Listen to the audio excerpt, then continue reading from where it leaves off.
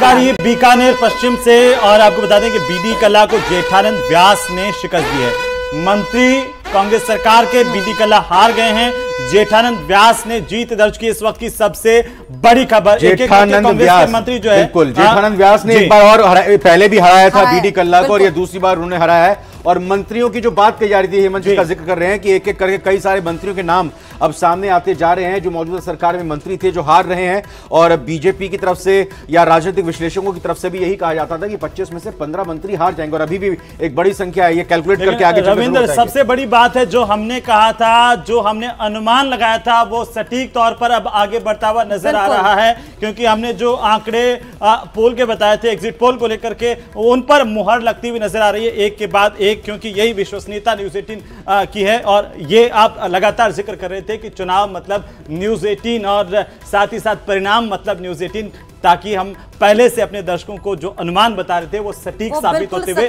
नजर आ रहे हैं। क्योंकि तमाम एग्जिट पोल हमने दिखाया, लेकिन जन की बात के एग्जिट पोल बिल्कुल एग्जैक्ट आज साबित हो रहा है। बीडी कल्ला जो कि मंत्री है वो हार रहे हैं, और तमाम ऐसे मंत्री हैं कांग्रेस के जो अभी इस रेस में पीछे भी हैं, जैसे प्रताप सिंह खाचरियावास। वो तमाम बहुत वादे कर रहे थे कि भले कांग्रेस, हालांकि कांग्रेस की जीत के वादे करते, लेकिन अपने सिविल लाइन से प्रताप सिंह खाचरियावास बिल्कुल श्योर थे, डेडली श्योर थे कि वो तो जीतेंगे ही जीतेंगे। राकेश गोयल जी से मैं सवाल करूंगा और जानने की कोशिश करूंगा। राकेश गोयल जी, कहा यही आ रहा था मुख्यमंत्री की तरफ से बार बार कि कोई एंटी इनकम्बेंसी नहीं है, जनता सरकार को एक बार फिर से रिपीट करने जा रही है। लेकिन अगर मंत्री इस तरह से हार रहे हो एक अच्छी खासी संख्या में, अभी नतीजे आने बाकी हैं, तो क्या इसको एंटी इनकम्बेंसी नहीं माना जाएगा, सत्ता विरोधी लहर नहीं कहा जाएगा? बिल्कुल, ये सत्ता विरोधी लहर ही थी और लहर ही है, जिसकी वजह से आज कांग्रेस इस दुर्दशा में पहुंच गई है और बीजेपी एक बड़ा एज ले चुकी है इसके अंदर।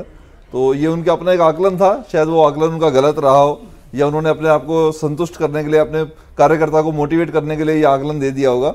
पर जाहिर सी बात है कि ये एंटी इनकम्बेंसी तो रही है। कांग्रेस तो 156 प्लस मान के चल रही थी, लेकिन ये आंकड़ा उसके आसपास भी नहीं दिखाई दे रहा है। बिल्कुल बिल्कुल। अलका जी, 5 साल के अंदर इतनी एंटी इनकम्बेंसी क्यों हो जाती है कि योजनाएं जिनका दावा किया जाता है कि प्रदेश स्तर से बढ़कर राष्ट्र स्तर पर होनी चाहिए, ये मुख्यमंत्री की तरफ से भी लगातार कि कहा गया प्रधानमंत्री का आह्वान करते हुए, और 2013 से 18 में जब बीजेपी की सरकार का कार्यकाल था तब भी बहुत सारी योजनाएं, यात्राएं और सभाएं की गई थी। लेकिन एंटी इनकम्बेंसी, ऐसा क्या कारण आप मानती हैं अलका जी, क्योंकि आप राजस्थान से ही जुड़ी हुई हैं, कि लोग यहां पर नाराज हो जाते हैं, लेकिन सांसद 2 बार से लगातार 25-25 बीजेपी को जिता दिए, विधानसभा में नहीं चलती लेकिन एक सरकार? देखिए, ये राजस्थान में तो एक तरह से रिवाज बन गया था, लेकिन अब ये रिवाज नहीं चलेगा। अब बीजेपी यहाँ पे स्थायी होने वाली है, क्योंकि सरकार की योजनाएं और डबल इंजन के सरकार का जो आउटकम यहाँ पर आएगा वो निश्चित रूप से जनता के मन मस्तिष्क पे छाएगा। और कांग्रेस की जो एंटी इनकम्बेंसी है वो तो इनके कारनामों की वजह से है। लेकिन योजनाओं के बल पे तो अलका जी, योजनाओं के बल पे ही तो इस बार